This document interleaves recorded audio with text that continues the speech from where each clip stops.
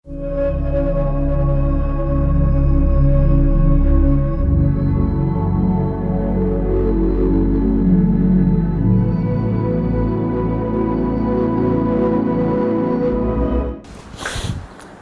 വീണ്ടും പുതിയൊരു വീഡിയോയിലേക്ക് സ്വാഗതം.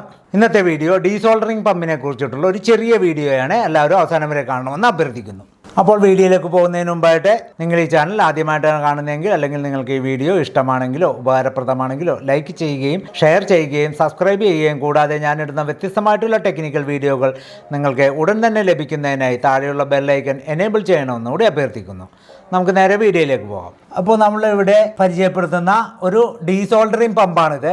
സാധാരണ ഡീസോൾഡറിംഗ് പമ്പുകൾ എല്ലാവരും കണ്ടിട്ടുണ്ടാകും, പക്ഷേ ഇതൊരു ഇലക്ട്രിസിറ്റിയിൽ വർക്ക് ചെയ്യുന്ന ഡീസോൾഡറിംഗ് പമ്പാണ്. അപ്പോൾ ഇത് വളരെ മനോഹരമായിട്ടുള്ള ഒരു പാക്കറ്റിലാണ് വന്നിരിക്കുന്നത്. സെഡ് പ്ലസ് എന്ന കമ്പനിയാണ് ഇവിടെ കൊണ്ടുവന്നിട്ടുള്ളത്. മെയ്ഡ് ഇൻ ഇന്ത്യയാണ്.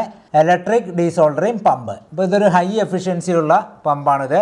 അപ്പോൾ ഇതിൻ്റെ കുറച്ച് ഡീറ്റെയിലോട്ട് പോവുകയാണെങ്കിൽ ഇതിൻ്റെ ബ്രാൻഡ് നെയിം ഇവിടെ എഴുതിയിട്ടുണ്ട്, Z plus electric desoldering pump. Specification എഴുതിയിട്ടുണ്ട്, one-handed solder sucker with powerful suction. Whether you are right or left-handed, you can use the desoldering pump by cocking it and pressing the trigger button with one hand. When you are ready, the desoldering pump designed with double ring, double open and vacuum button, which make the sucker power എവേസപ്പ്. അപ്പോൾ നമുക്കിതിൻ്റെ കൂടുതൽ സ്പെസിഫിക്കേഷനിലോട്ട് പോവുകയാണെങ്കിൽ ഇതിൻ്റെ volt പറഞ്ഞിരിക്കുന്നത് 220 watts 40. Normally നമ്മൾ ചെയ്യുന്നതൊക്കെ 30 what അല്ലെങ്കിൽ 25 വാട്ടിൻ്റെയൊക്കെയാണ്. ഇപ്പോൾ ഈ ഒരു ഒറ്റ പമ്പ് മതി ഡീസോൾഡർ ചെയ്യാനായിട്ട്. സാധാരണ സോൾഡറിങ് അയൺ വെക്കും, പമ്പ് ഇങ്ങനെ വെച്ചിട്ടാണ് വലിക്കുന്നത്. അപ്പോൾ പൂർണ്ണമായിട്ടും വിട്ടു പോരാനൊക്കെ കുറച്ച് ബുദ്ധിമുട്ട് വരും, ചിലപ്പോൾ 2 പ്രാവശ്യമൊക്കെ പിടിക്കേണ്ടി വരും. ഈ ഒരു ഒറ്റ പമ്പാണെങ്കിൽ ഒറ്റ സക്കിന് തന്നെ ഫുൾ ലെഡ് ഇതിലോട്ട് വലിച്ചെടുക്കുന്നതാണ്. ഇതിൻ്റെ ഈ അറ്റത്താണ് നോസിൽ ഉള്ളത്. ഈ നോസിൽ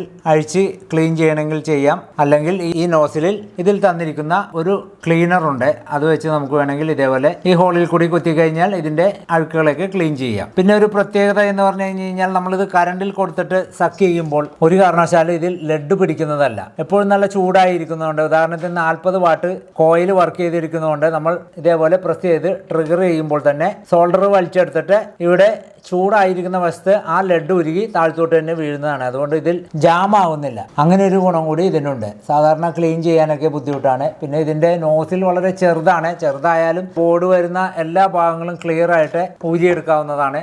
ഇപ്പോൾ ഈ ഒരു റിലേയുടെ ഭാഗത്ത് നമ്മൾ ഈ പമ്പ് വെച്ച് വലിച്ച സെക്ഷനാണ് ഈ കാണുന്നത്. അതേപോലെ ഇവിടെയൊക്കെ വലിച്ചൂരി മാറ്റിയ സെക്ഷനാണ്. ഇനി നമുക്ക് ഈ ബോർഡ് ഒന്ന് ഡീസോൾഡർ ചെയ്യാം. അപ്പോൾ ഡീസോൾഡർ ചെയ്യാനായിട്ട് ഈ ഒരു പമ്പ് ഡയറക്റ്റ് ഇതിലോട്ട് വെച്ചാൽ മതി. കാരണം ഇത് ചൂടായിരിക്കുന്ന അവസ്ഥയായതുകൊണ്ട് ജസ്റ്റ് ഇതിൽ വെക്കുമ്പോൾ തന്നെ അതിലെ ലെഡുകൾ മെൽറ്റായിട്ട് ഡയറക്റ്റ് നമ്മൾ പമ്പ് ചെയ്യുമ്പോൾ ഇതിലോട്ട് വലിച്ചെടുക്കുന്നതാണ്. നമുക്കിത് ഏത് കൈ കൊണ്ടും ഇത് പ്രവർത്തിപ്പിക്കാം. ഇതിപ്പോൾ നമുക്ക് അടുത്തൊരു പോയിന്റിലിടാം. ഇതിപ്പോൾ ഇത് വെക്കുമ്പോൾ തന്നെ ഇത് മെൽറ്റായിട്ടുണ്ട്. ഇനി നമ്മളിത് ജസ്റ്റ് റിലീസ് ചെയ്യുമ്പോൾ തന്നെ ഇവിടുത്തെ സോൾഡർ മുഴുവനും ഉരുകി പോയിട്ടുണ്ട്. അതേപോലെ അടുത്തതിലും വെച്ച് കഴിഞ്ഞ് കഴിഞ്ഞാൽ ഇപ്പോൾ ഈ ഭാഗത്തെ ലെഡുകൾ വളരെ കൃത്യമായിട്ട് തന്നെ ഇതിൽ നിന്നും സക്ക് ചെയ്തെടുത്തിട്ടുണ്ട്. അപ്പോൾ വളരെ എളുപ്പത്തിൽ നമുക്ക് ഈ റിലേ സ്വിച്ച് ഊരിയെടുക്കാവുന്നതാണ്. പ്രിന്റിൽ യാതൊരുവിധ കുഴപ്പവും വരില്ല. സാധാരണ നമ്മൾ ഡീസോൾഡറിംഗ് പമ്പും ഇവിടെ കുത്തും, സോൾഡറിംഗ് അയനും കുത്തി ഓവർ ഹീറ്റായി ഈ പ്രിന്റുകൾ പൊട്ടിപ്പോകാൻ സാധ്യതയുള്ളതുകൊണ്ട് ഇങ്ങനെ ഒരു ടൂളാണ് നിങ്ങളുടെ കയ്യിലുള്ളതെങ്കിൽ വളരെ എളുപ്പത്തിൽ തന്നെ നിങ്ങൾക്ക് കമ്പോണന്റുകൾ ഊരി മാറ്റാം. ഇപ്പോൾ വലിയ ലെഡ് വരെ നമുക്ക് ഇതിൽ നിന്ന് വലിച്ചെടുക്കാം. കാരണം 40 വാട്ടാണ് ഇതിന്റെ കോയിലിൽ നിന്ന് വരുന്ന ചൂട്. അപ്പോൾ അതുകൊണ്ട് വളരെ പെട്ടെന്ന് തന്നെ ഈ ലെഡ് എല്ലാം ഉരുകി ഈസി ആയിട്ട് തന്നെ ഇത് ഊരിയെടുക്കാവുന്നതാണ്. അപ്പോൾ ഇത് ഉപയോഗിക്കുകയാണെങ്കിൽ സോൾഡറിങ് ചെയ്യേണ്ട ആവശ്യം വരുന്നില്ല, ഡയറക്റ്റ് ഇത് യൂസ് ചെയ്യുന്നതാണ്.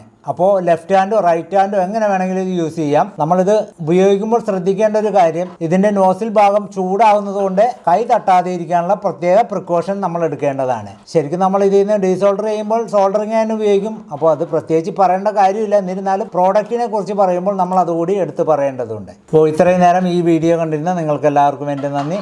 വീണ്ടും മറ്റൊരു വ്യത്യസ്തമായിട്ടുള്ള ടെക്നിക്കൽ വീഡിയോയുമായി വരുന്നവരെ എല്ലാവർക്കും ഒരിക്കൽ കൂടി നന്ദി, നമസ്കാരം.